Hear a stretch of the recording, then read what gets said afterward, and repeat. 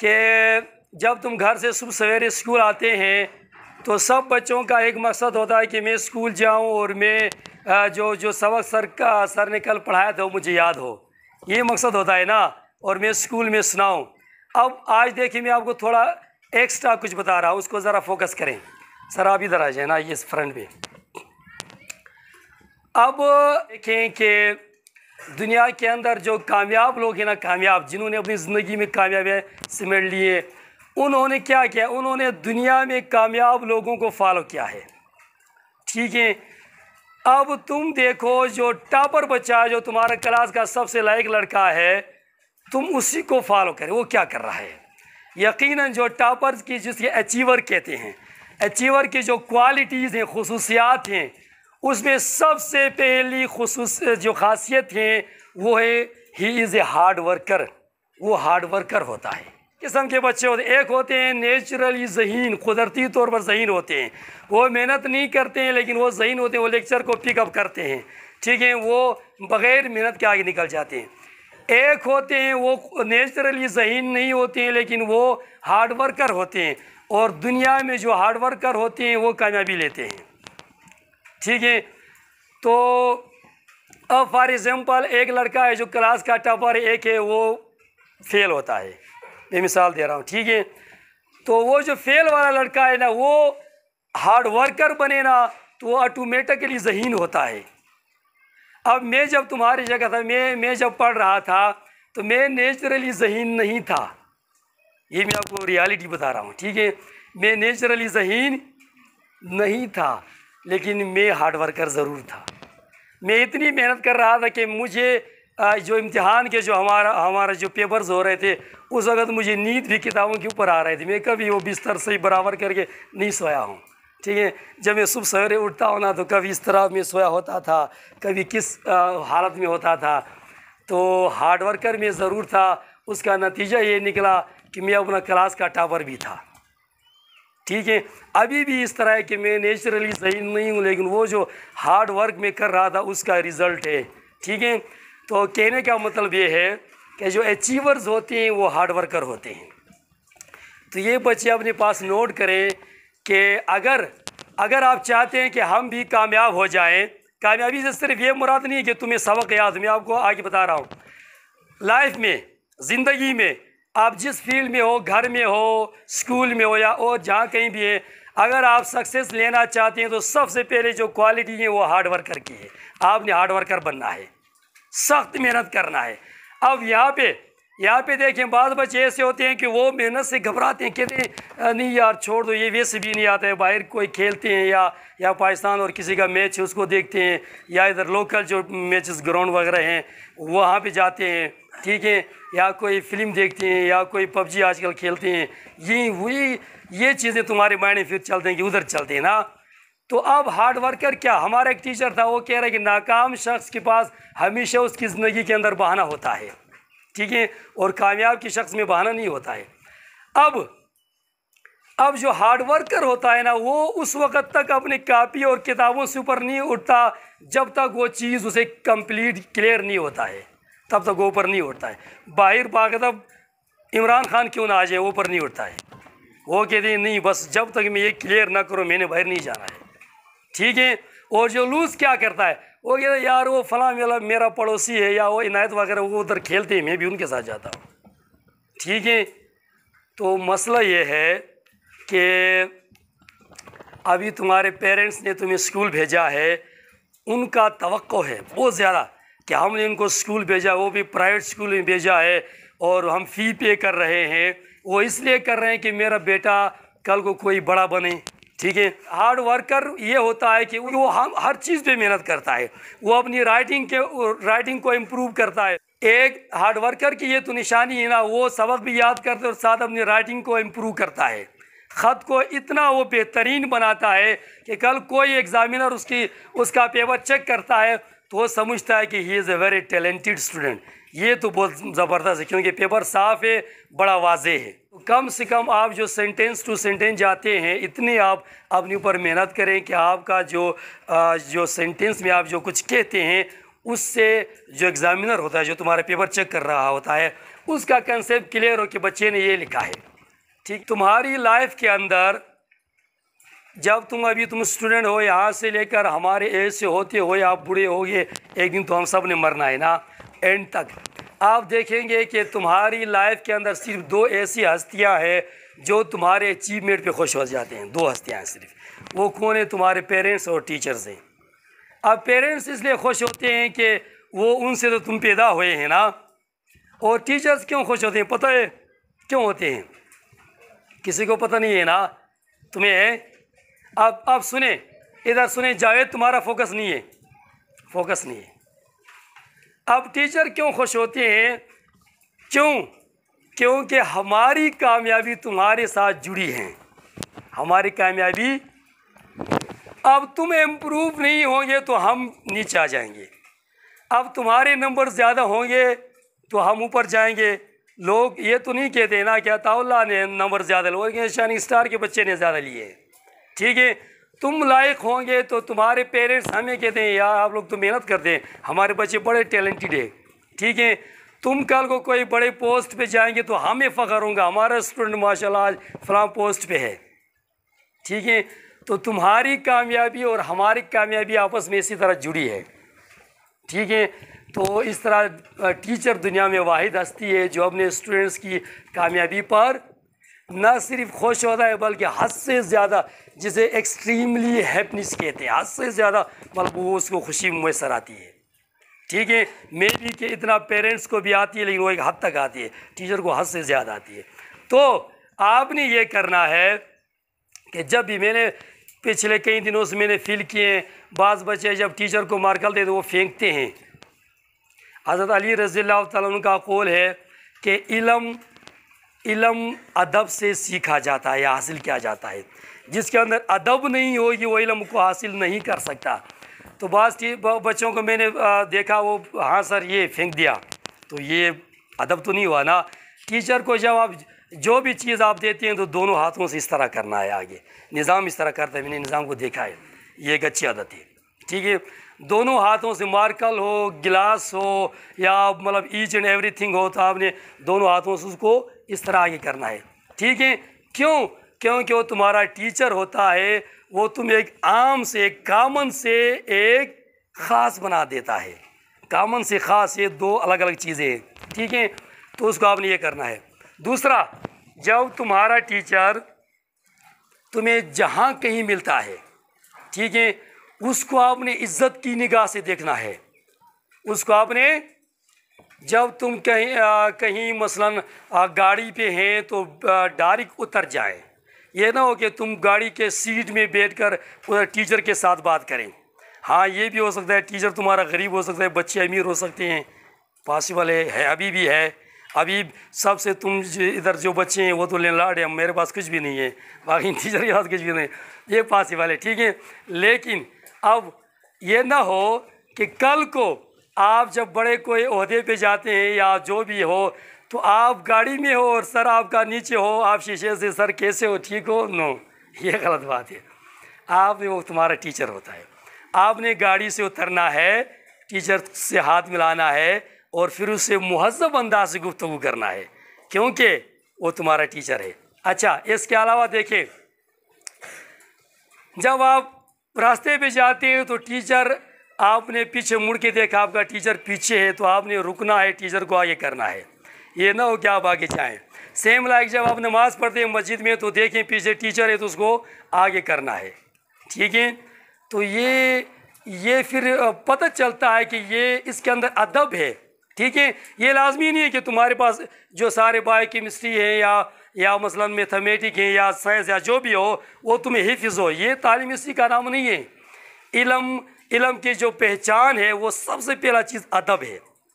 अदब होगी तो इल्म ऑटोमेटिक। ये जो शायर लोग नहीं, शायर जो शायरी करते हैं, इनके पास कोई, जो हमारे कोस्तान के पुराने शायर गुजरे हैं वो बिल्कुल अनपढ़ थे, कोई इल्म नहीं था उनकी शायरी के अंदर। वो जो नहीं है, वो जो उर्दू में आप पढ़ते हैं, वो जो पर्शियन फ़ारसी के ऐसे वर्ड्स थे कि जो बड़े बड़े तालीम याफ्ता लोगों को डिक्शनरी में देखना पड़ता था। क्यों? क्योंकि वो गिफ्टेड मैन होते हैं, उनको अंग्रेज़ी में गिफ्टेड मैन कहते हैं, उर्दू में कहते हैं खुदादाद सलाहियत वाले लोग।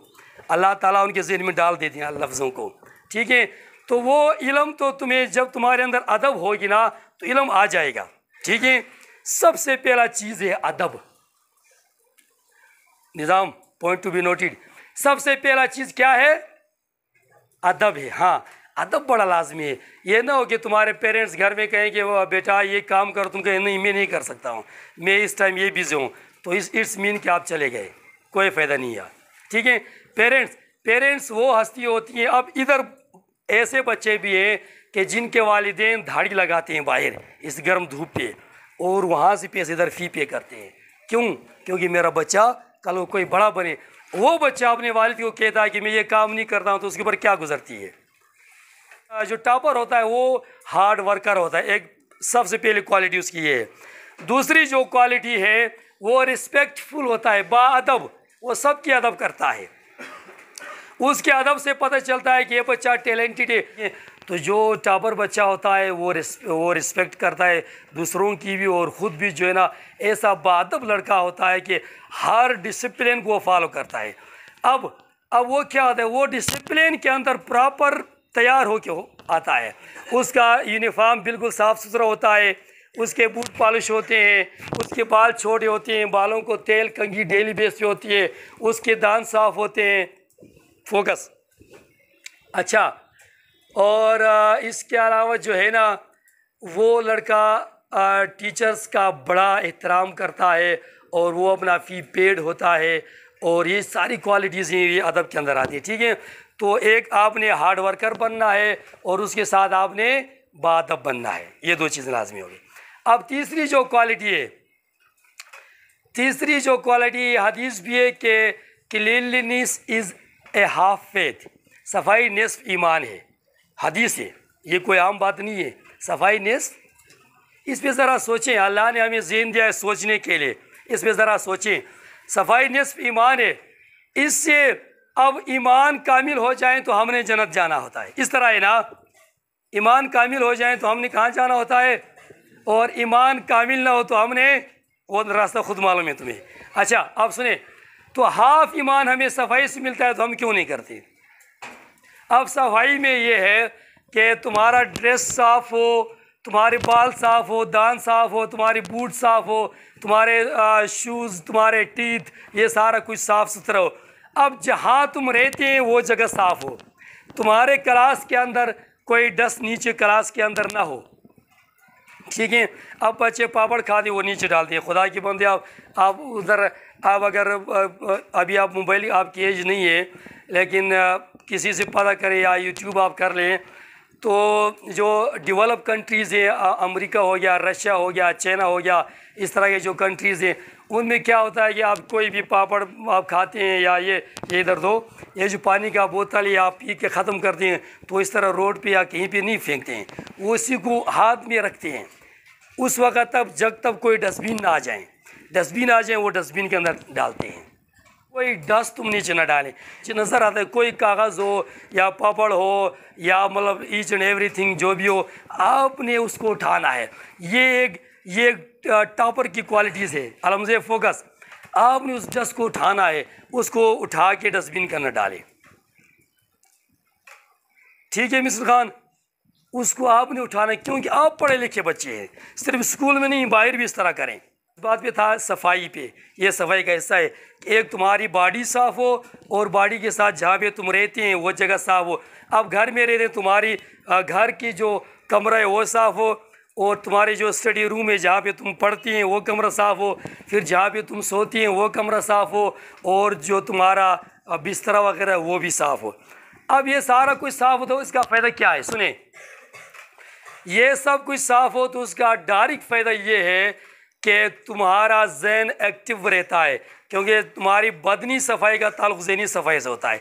जब तुम्हारा ज़हन साफ़ होगा तो टीचर का जो लेक्चर है वो ऑटोमेटिकली अंदर बैठ जाएगा। अब टॉपर में आपको कहा हार्ड वर्कर होता है, वो उस वक़्त तक नहीं सोता है, नहीं खाता है, नहीं बाहर निकलता है जब तक उससे वो चीज़ कंप्लीट याद ना हो। अब याद करने का, मसलन मैं आपको इंग्लिश का मिसाल दे रहा हूँ ना, आपको इंग्लिश के तो सर वर्ड्स मीनिंग लिखवाता है ना, तो सबसे पहले आप घर जाते हैं, आपने वो इंग्लिश बुक आपने निकाला, तो आप इस तरह करें कि सबसे पहले इंग्लिश की कॉपी निकालिए। मैं मतलब आप जिसकी भी निकाल सकते, मैं आपको इंग्लिश की मिसाल दे रहा हूँ। आपने इंग्लिश की कॉपी निकाला, उस कॉपी के अंदर जो वर्ड मीनिंग है पहले आपने उनको याद किया। मसलन आपने कोई एक लफ्ज़ है कम्प्रिहेंसिव, ठीक है, 10 से 12 दफ़ा आप मैसेज देंगे किसी भी वर्ड का तो वो तब अंदर बैठ जगह बना लेता है, ठीक है, उसके बगैर वो नहीं बना लेता है। या तो फिर तुम जब इधर टीचर आता है सुबह सवेरे, तुमने किताब खोला, वो पुराना सबक उसको सुनाया, लेकिन वो कम्प्लीटली नहीं बैठेगा उस वक़्त तक जब तक तुम 12 दफ़ा उस वर्ड का मैसेज अपने माइंड को नहीं देते हैं, ठीक है। तो हर लफ्ज़ को अपने जहन में बिठाने के लिए कम से कम 12 दफ़ा, 10 से 12 दफ़ा, ये साइंस कह रही है, ठीक है, आपने जहन में उसको बिठाना होगा तो फिर आप इज़िली कल का वो सबक तुम सुना सकते हैं। तो ये आपने वर्ड मीनिंग आपने याद किया, उसके बाद फिर आप किताब खोलें, फिर आप उसकी रीडिंग करें, वो रीडिंग तुम्हें आ जाए, अब आप खुद मीनिंग जोड़ें।